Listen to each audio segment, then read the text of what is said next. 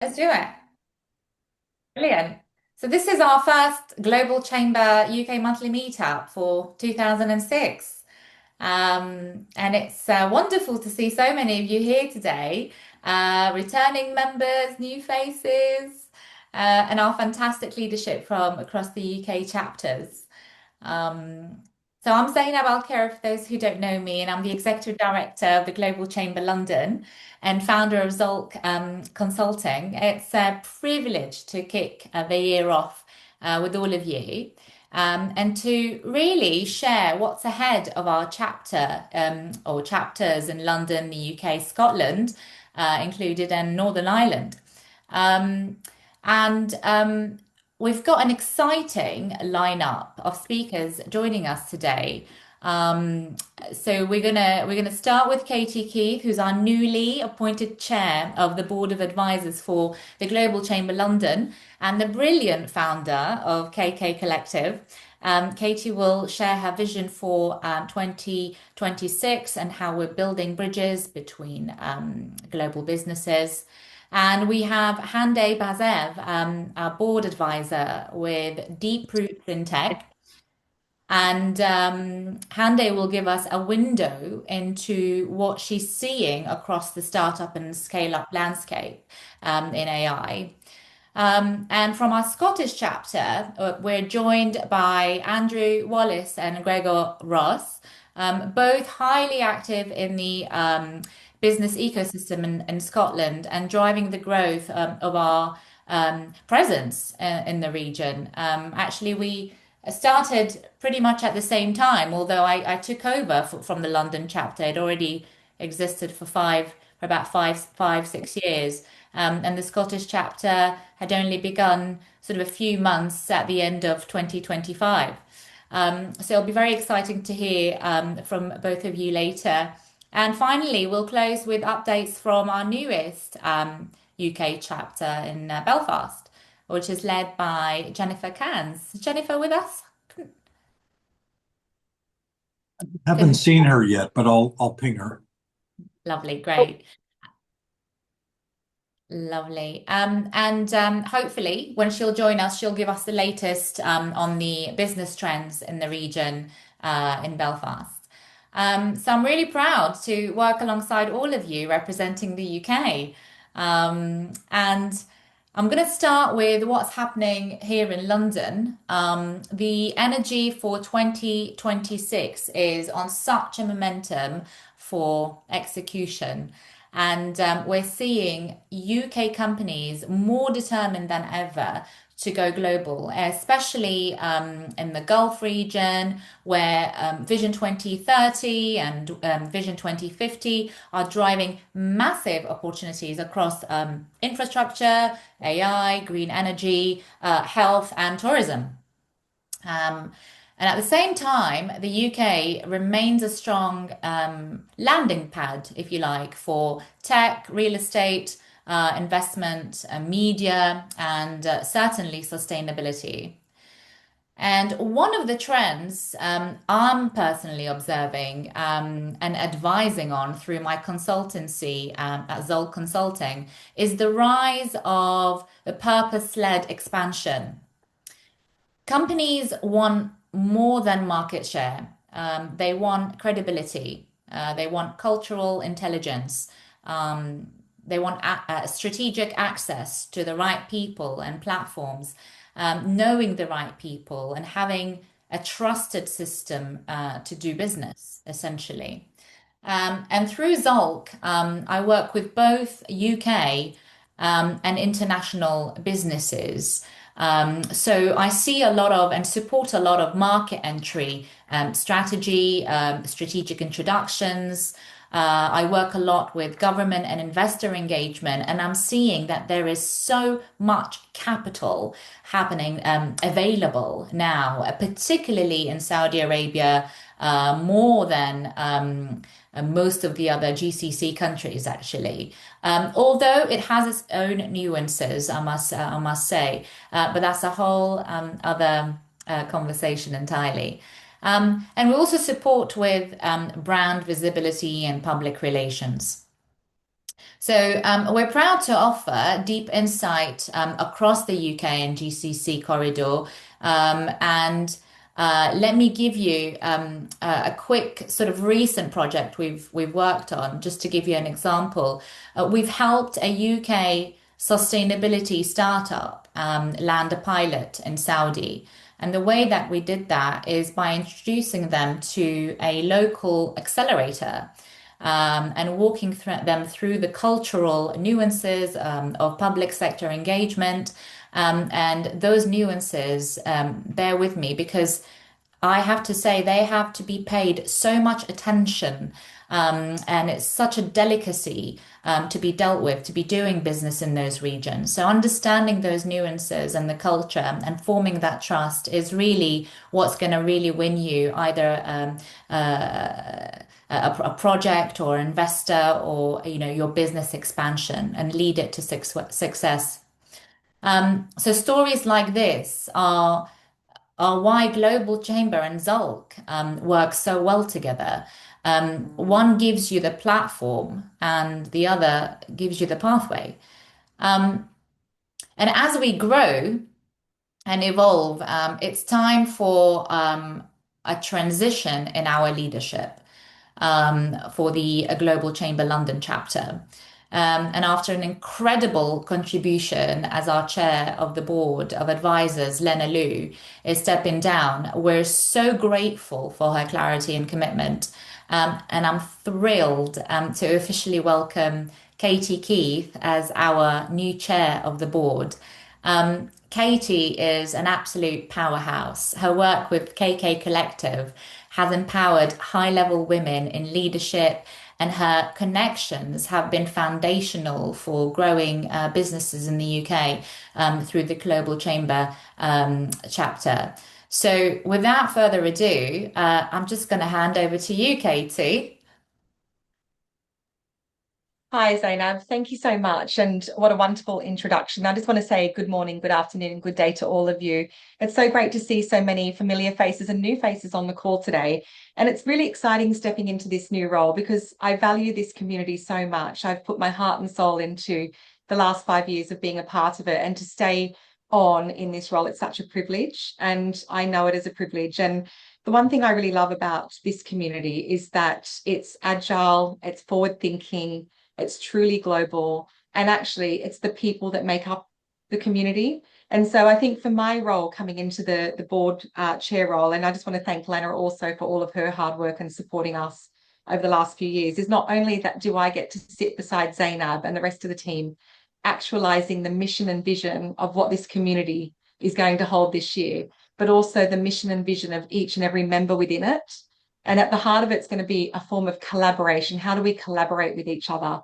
And in particular, from an advisory board perspective, because each of us advisors are also business owners and also participants in this community looking to grow and expand across borders. So how do we actualize that? How do we support with the strategy and the mission behind Global Chamber in London and in the UK? And how do we connect the dots? So for me, I'm looking forward to hearing the direction and the strategy and how we're going to take it forward. I'm looking to support with the growth of the advisory board here in London and the UK, and supporting Doug and the global team as well to actualize what we're here to do. And I suppose for me, it is finding my feet in a new role, and also having launched my business last year, KK Collective, which is a truly global business as well, seeing how I can bring my community in to support others with women in business that are looking to scale, they're looking for investment, and they're looking to shape the rooms around them. And I think with Zainab at the helm, I'm looking forward to seeing how Zainab shapes this room for the future of Global Chamber in London. So thank you for the opportunity to continue working in this capacity. I'm looking forward to being able to come along to our monthly meetup, share updates on how the board's progressing, what are the projects we're working in, what are the initiatives we're taking forward, who is going to be supporting and driving that within the group. And so each month I'll be here with the advisory board, giving those updates, sharing the community success, and just supporting Zainab with every initiative she puts forward in front of us. So thanks. That's all I wanted to update today. Nothing more. Just happy to be here and look forward to connecting in this new realm. Thank you, Katie. That was a brilliant set of clear tone for where we're heading. And it's an absolute pleasure to be working and continue to work alongside you as our chair of the board. And I'm looking forward to see how we will lead that together. So thank you so much. Now, I'd love to invite one of our most insightful board advisors, Hande Basev, to share her global perspective and thoughts on how we can better support AI businesses and thought leaders. So, Hande, the floor is yours. Thank you very much, Zeynep. Thank you for the amazing introduction. It's really wonderful to be here, and I hope the new year has started very positively for everyone. As Zeynep has just highlighted, we as board have also begun the new year with new initiatives, and in this context, I am very pleased to be alongside two strong women leaders, Zeynep and Katie, and to support you all together with them. I would like to use the next 10 minutes actually to reflect on what we lived through in 2025 in AI world and what we learned the hard way and why 2026 will be a very different year for the leaders, for the business owners, and for the organizations. When we look back at 2025, I think one thing was clear. This was not the year we talked about artificial intelligence. It was the year we all really started using it. In 2025, AI wrote presentations. It answered your customers' requests. It summarized the data. It made recommendations. In some cases, it even made decisions. And organizations really experimented. Pilots were launched and tools were distributed widely. 2025 was not a vision year, really. It was a testing year. And testing taught us something very important. By the end of 2025, a pattern became impossible to ignore for all the business owners. Many AI initiatives, I can easily say, based on the statistics, 95% of them never made it past the pilot stage. Others technically worked, but failed to create long-term and scalable value. And this was definitely not limited to startups. It happened inside very large organizations as well. And the reason for the AI projects to fail was not a technology. I mean, it was rarely technology, let me say, because the models worked. I mean, AI is capable, the tools exist, the budgets were there, but something else was missing. What broke was not the algorithm, and what broke was the clarity in AI project. Teams, I'm sure you also faced a similar situation. Our teams, us, all of us, we couldn't answer some basic questions like when should AI decide? And when should it only advise? Who owns the outcome, really? When AI is part of the decision, where does responsibility stay human? What happens when the system is technically correct, but contextually wrong? Without answers to these questions, pilots in 2025 stayed pilots. So the real problem in 2025 was never, can AI do this? Or the real question was not, can AI do this? The real question and the real problem was, do we know where to place it? And this is why, from the very beginning in WSI, we didn't treat AI as just a technological revolution. Yes, AI is definitely a technological revolution, but it's also an organizational one and a leadership one. And that is why our focus was never primarily on tools, and our focus was on people who shape how organizations think and decide.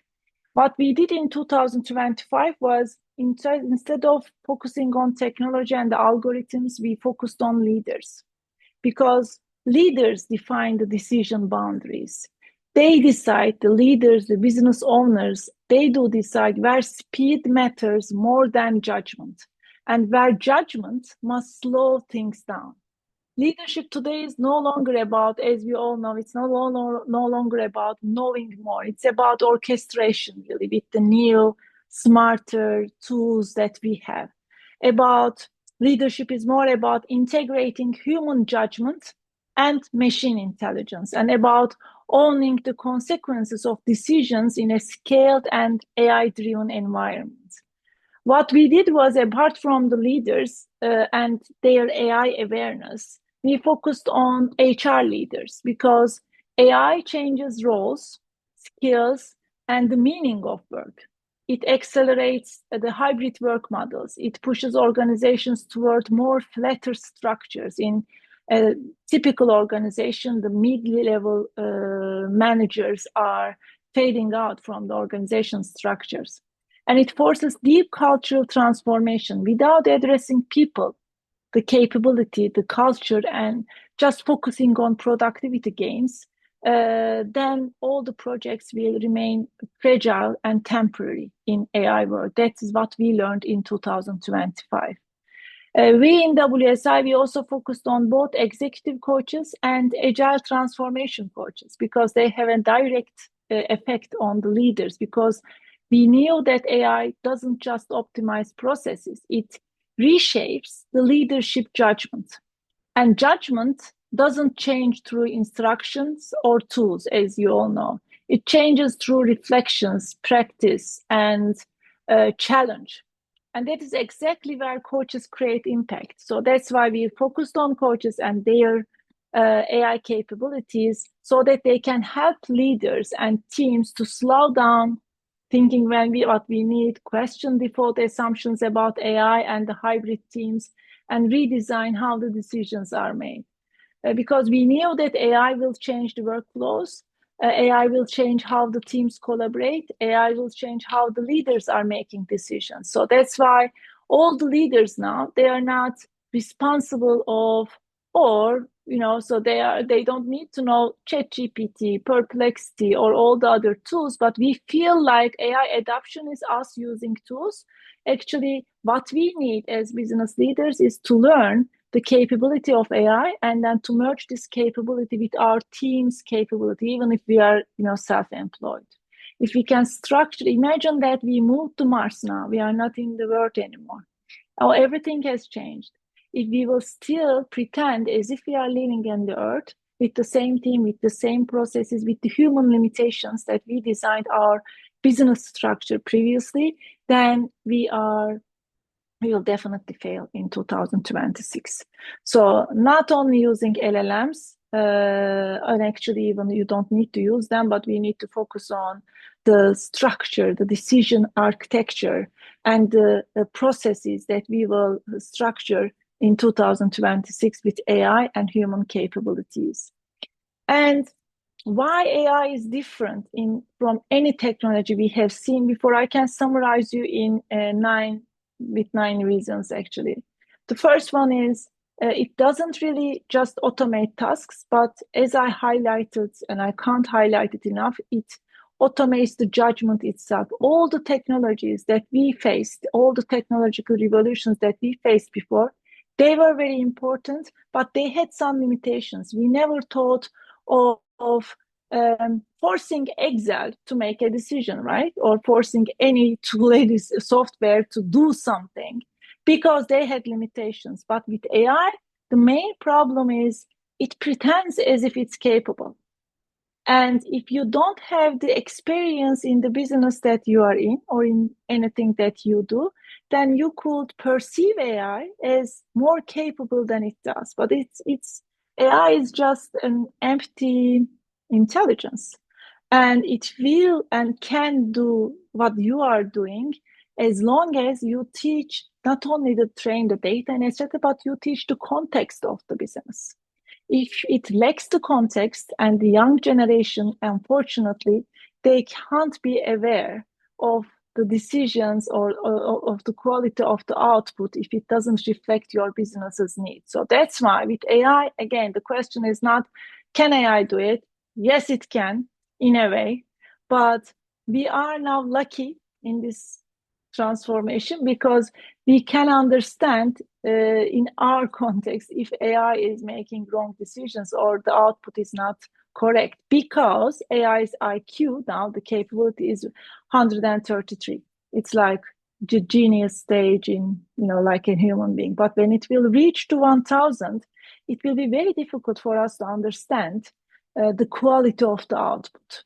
So that's why we all are responsible of structuring the organization, structuring the AI tools in our companies in a way that they are ethical and in a way that they are complementing the human capabilities. So the first one is it doesn't automate tasks, it automates the judgment itself, and it automates the act of analyzing, prioritizing, and decisions. The private mistakes can easily turn to public harms with AI. So that we need to be aware of as the business owners.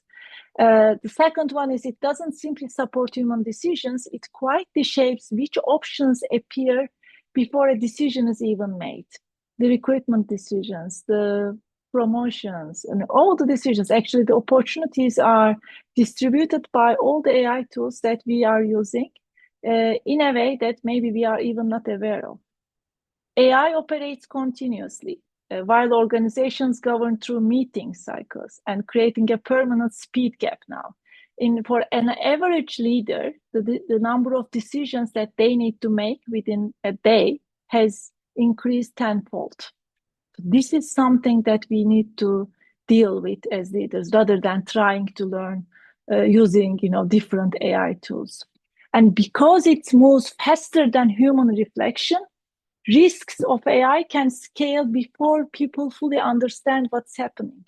So that's another risk, or that was another lessons learned in 2025.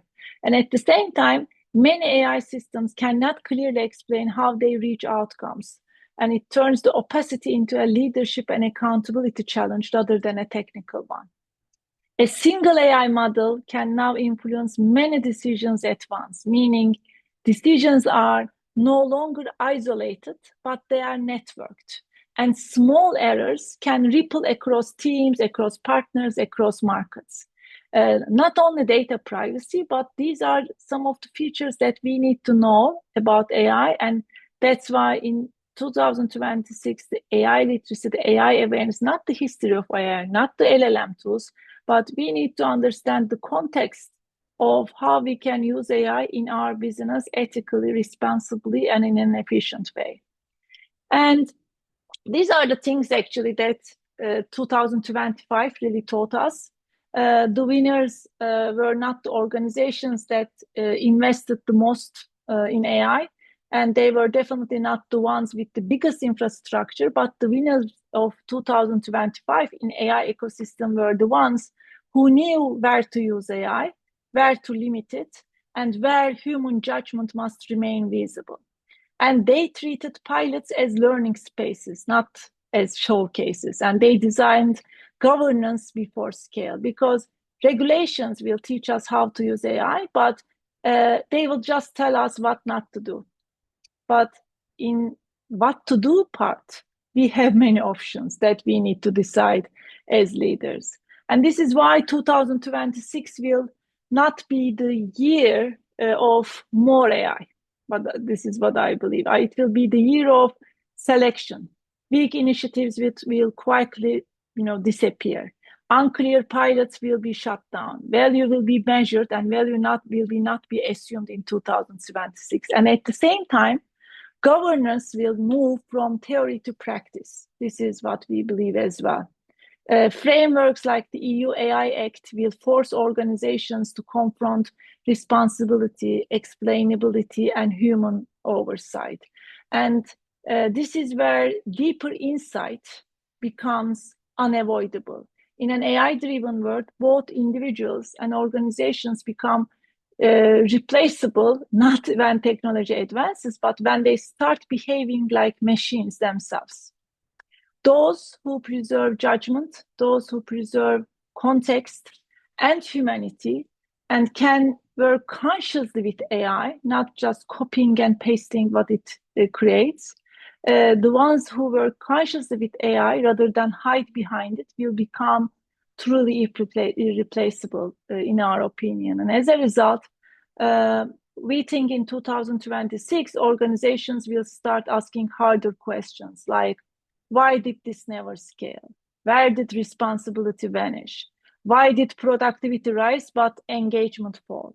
And ultimately, who is accountable for the decisions made with AI? In summary, I believe 2025 gave us the tools.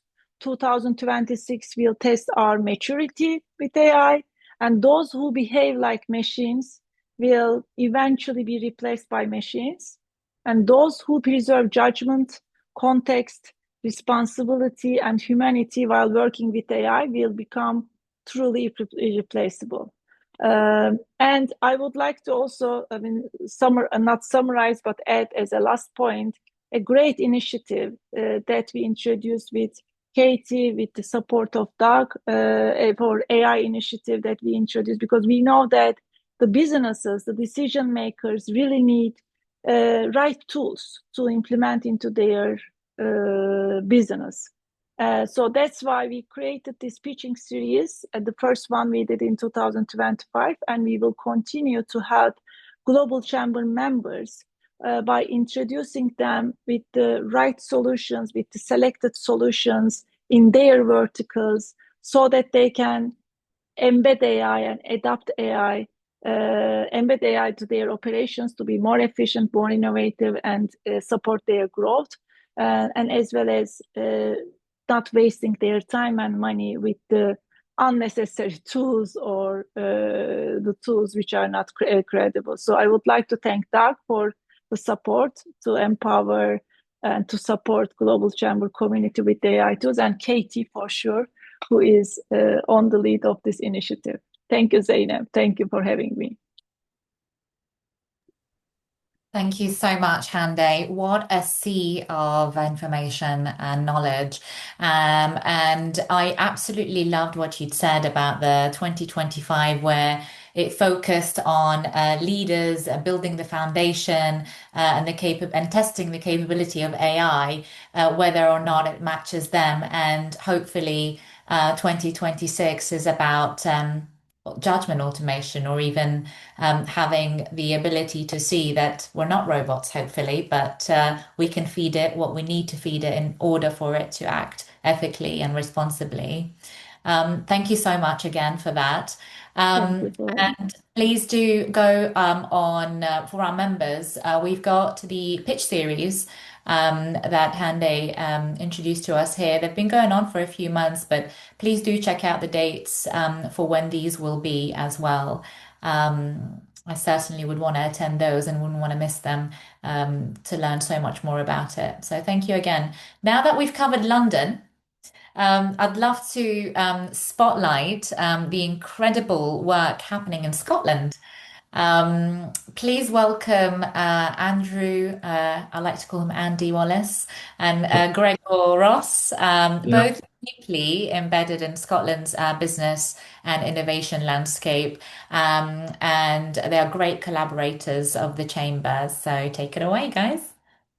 Brilliant. Well, thank you very much, Zainab, and really appreciate it. And welcome, everyone. Very nice to meet you on the call for those we haven't met before.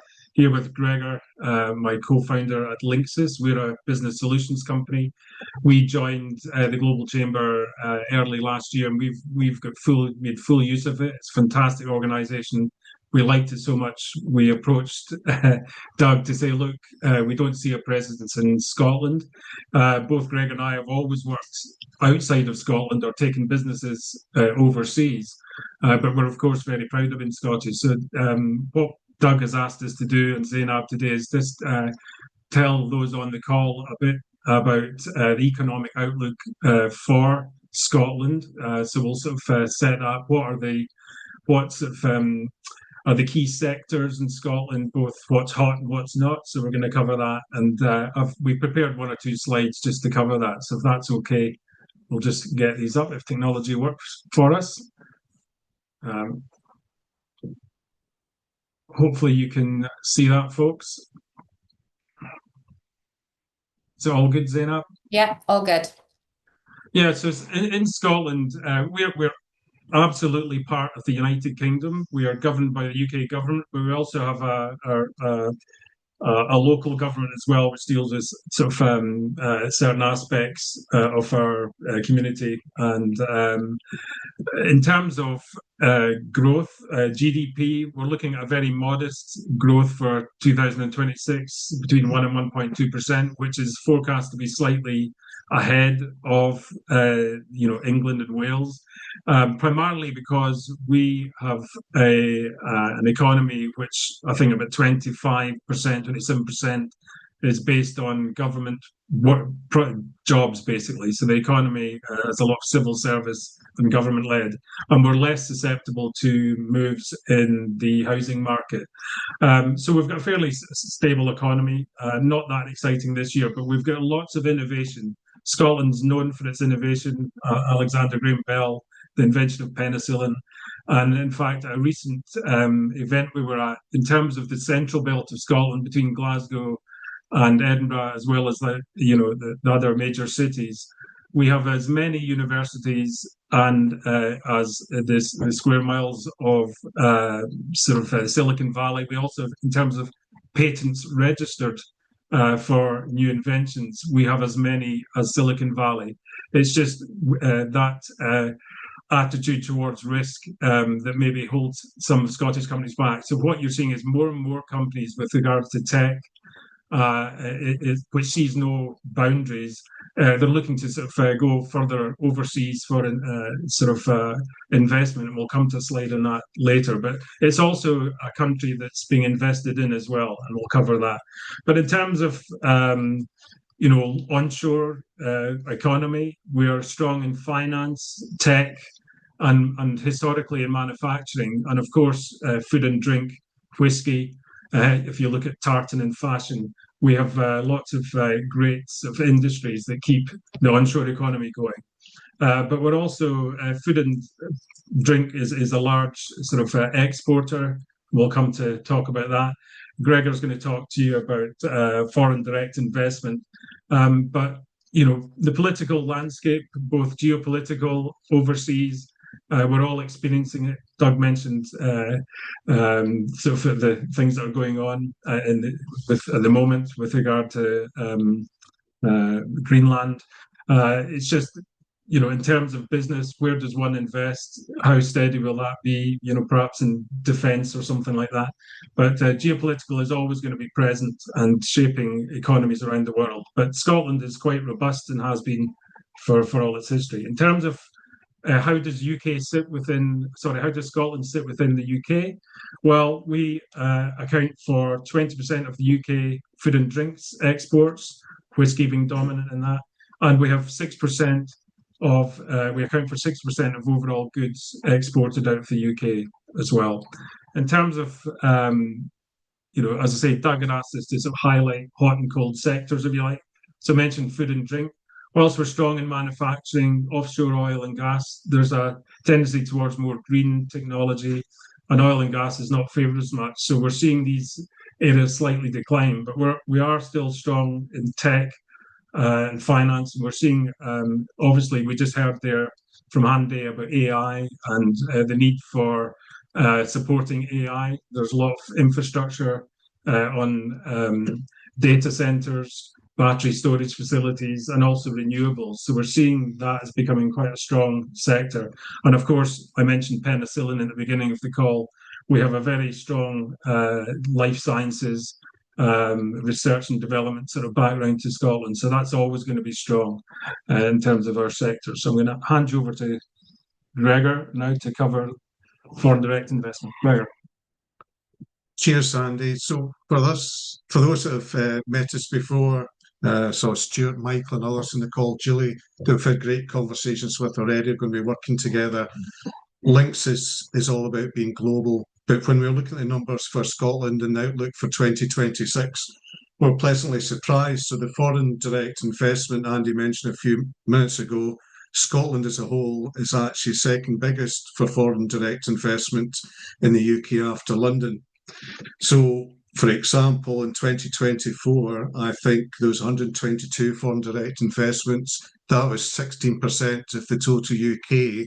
And interestingly, about 25% of those investments came between the UK and the US. So again, for 2026, that's a huge potential opportunity. I think Scotland really punches above its weight. We have some brilliant clients in Scotland. We have clients in the US, China, all over the world, and down south in England as well.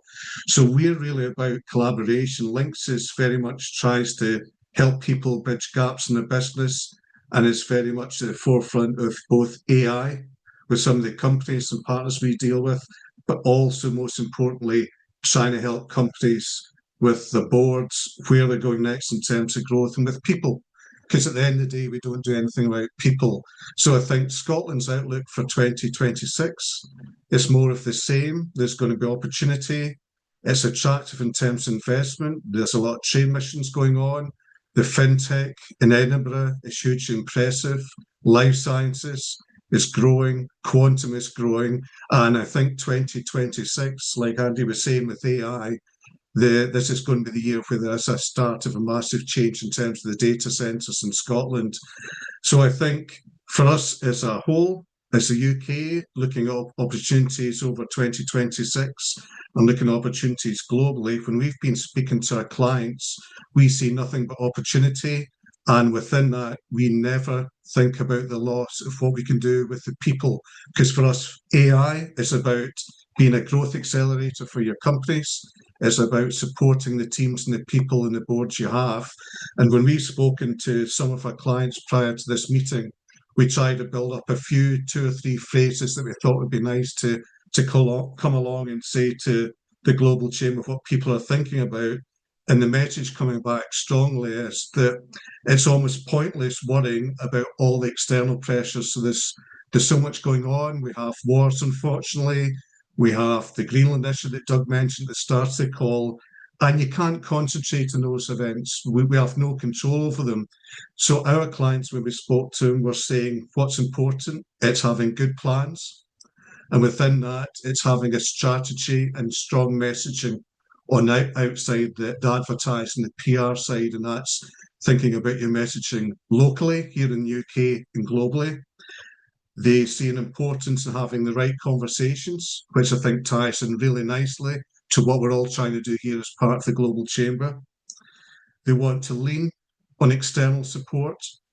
So again, whether that's Linksys or SALP or some of the companies and people I'm seeing in the call, we can be an extension of our clients. And lastly, they really, really are back to valuing having trusted contacts.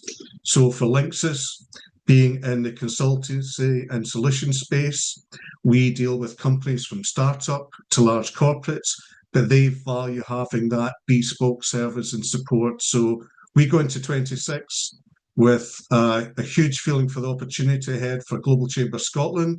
We're in the midst of creating a board, and 1 or 2 of those members may be in the call today already. I wouldn't mention by name. We see a massive opportunity to continue our work in the UK call, and just really, really excited about what's ahead. And I think for us, there's so many of the potential big opportunities: energy, renewables, infrastructure, data centres, but we do that with people. So what we're about, and I think the Global Chamber about, is ensuring that we get the best from our people, look after our staff, and use AI and all of that technology to be in a better place over the coming years. So that's how we're feeling about the year ahead, Zainab. Thank you so much, both of you. It's so exciting to see the developments from your perspective, and the fact that you're building your board and you're starting up doing that. But so important also to hear about the intel that you shared with regards to foreign direct investment, which is the industry that I like to work in. And I want to take a moment actually to touch on a key driver for global growth, in other words, foreign direct investment, and why the UK is one of the most strategically important axes right now. Because the UK remains a top destination from Gulf investors, particularly clean tech. I find in real estate, AI, logistics, education, healthcare, and UK companies are looking east. because more and more UK firms are expanding into the regions than ever before, and not just for capital, but for market access, first mover advantage. In sectors where the Gulf can support the UK, those UK businesses and transformation. And there is also a strong support on both sides. But from a UK perspective, the Department of Business and Trade, they continue to build trade bridges through missions and MOUs globally. It's very exciting to see what 2026 has to offer in terms of business expansion for UK businesses, but also globally, and the Gulf region, as well as that. I would have passed over to our Belfast representative, Jennifer Cairns, but I don't think she joined us. But instead, what I will do is pass over to Doug for a few minutes before we move on to one of our members to give them a spotlight here. Ola, I would love to come over to you just for the conversation earlier today. Yes, Zainab, yes. so, sorry to interrupt. Jennifer is here. Oh, Jennifer, is that you? I Hello. can see you. Yes. Hello. Yes. Brilliant. I was being very unusually quiet. That's why you didn't know I was here, see? Where are you? I couldn't. Oh, hi. Yes, hello. Oh, I'm so good to see you. I had no idea. I thought you cute. I didn't see you there at all. It's so good to have you. Well, I'm going to pass over to you then. In that Oh, case, that's okay. I'd love for you to talk to us, please, about the Belfast, which is our newest chapter for the Global Chamber. And so, please take over, Jennifer. Oh, thanks very much, Zainab. Yes, so I am Jennifer Cairns, founder of Lady Rebel Globinar Rebel World, and in the process, I'm currently a global advisor of establishing a hopefully very robust and growing metro here in the future. So I guess just to kind of kick things off briefly, just sort of what Andrew was saying, I think our growth at the minute is probably fairly similar. It's estimated to be pretty fairly modest at about 1 to 1.2%. I guess that kind of marrying the slower sort of general UK trend, so to say. But there's obviously positives as well. So there's a lot of robust things happening, which is brilliant for me to see here in Belfast. There's a huge investment package that's come in. There's a lot of focus on really investing in innovation and in different areas in general. And Belfast is starting to become now known as a bit of an innovation, one of the bigger sort of innovation hubs, if you will, across the UK, which is fantastic to see. And in general, with I guess, Belfast economics, their strategy between now and 2030, there's huge deals that are being rolled out, like the Belfast Regional City deal. And that in and of itself is like a billion pound investment. And it covers a whole heap of things, from infrastructure to innovation to creative industries to tourism and regeneration, employability and skills, and all kinds of different things. And there's other elements as well within that. And I think it's really great to see that Belfast, and why I was, I guess, really proud as well with the strategy that they've laid out, because the language that they have used, and language is a very important thing, right? And the language that they have used and how they have developed the strategy and how they intend to roll it out is around it being inclusive, which with the work that we do is fabulous to see, and that it's innovative and that it's sustainable. And I think looking at it from that approach, that's that's the kind of business that I want us to have here, and that we want to develop here, and the type of relationships with global on the global scale that we hope to type of businesses we hope to attract as well. So when we're looking at like the sectors and things like that specifically, another key thing to think about is, interestingly, when we're talking about AI is always a hot topic, right?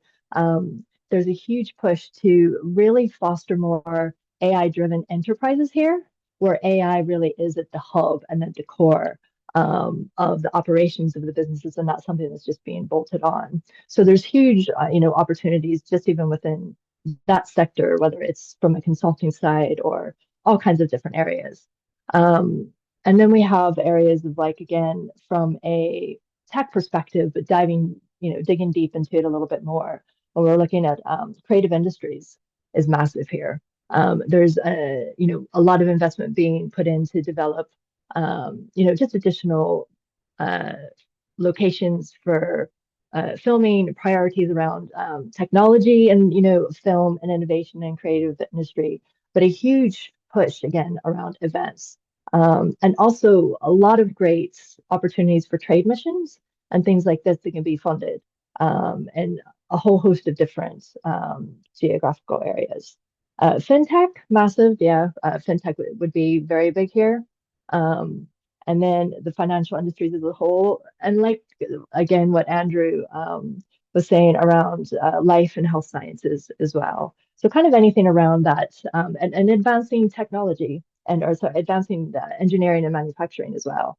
And there's a lot of stuff around cybersecurity. So AI, anything around AI, tech related, life sciences, things like that, creative industries.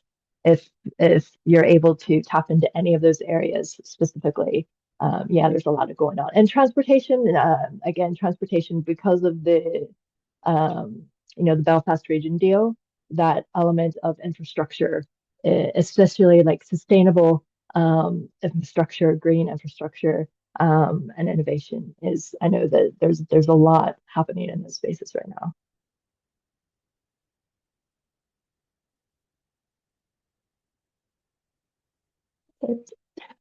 Just a bit of a short overview of some of the things kind of happening here. And then from a chapter development, we have lots of plans to I won't give away too much, Doug, but yes, just some things in the works and some interesting things that we are looking to hopefully roll out. I'm really interested in creating some very cool, slightly more immersive events. We have some big ideas around some media things that we want to do. And yeah, I'm just really open to, as sort of the new kid on the block, so to say, any ideas, inspiration, or anything like that to collaborate, whether it's with our organization or through the Global Chamber, please reach out and connect. Thank you so much, Jennifer. It's so good to hear from you, and it's wonderful to have you on board. It's really exciting to see what Belfast will be doing with you on the boat, as it were, and really looking forward to see the new projects unfolding. And we'll certainly do lots of collaborations as well. So we'll watch this space for our members. Thank you all so much. And I know that Yuri is going to be visiting London next week. So I would love to give Yuri a couple of minutes to talk to us about his visit. Oh, thank you very much. I wasn't expecting this, but it's always a pleasure to connect with everyone, the Global Chamber. I've been in contact with Doug and with Colin Christie and a lot of people, and Cesar, of course, from all over the place. And I've been a citizen of the world, traveling here, there, everywhere. Now I'm part of a consulting firm related to education mostly, and also super related to AI strategies and orchestration. So happy to catch up with all of you on what we're finding in APAC, Middle East, North America, of course, Latin America. I'm based in Mexico, but really I'm living in the A2 row of the United Airlines most of the time. I'm paying taxes in Mexico. That's probably the best description of where I am. And next week, there's an educational event that it's probably one of the most and largest, the most important and largest in Excel London. It's the PET London for education, mostly for K-12, some of higher education, education related. So a lot of things that are going to be happening there. A lot of discussions on AI that will be very relevant. I'll be landing on Sunday. I'm leaving on Friday. So we can have some catch-up time with some of you guys to talk about AI or education projects, edtechs, publishers, governments. We're working with a lot of governments all over the world on different solutions. As a company, we're based in Valencia in Spain, but also offices in Abu Dhabi and Singapore. So really targeting different regions and countries. Happy to join conversations if you're around.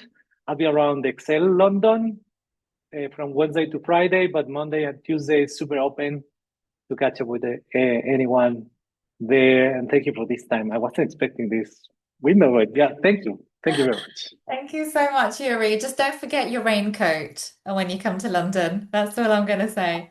I will. Okay. Oh, thank you, Yuri. And I just want to give a quick shout out to Ola, one of our members, because we're going to have Ola talk about her business and the business expansion she's doing from the UK in Africa. That will be for our next monthly meetup, the second Tuesday of February. I think it's around the 10th. But we look forward to having Ola with us and speak to us about that.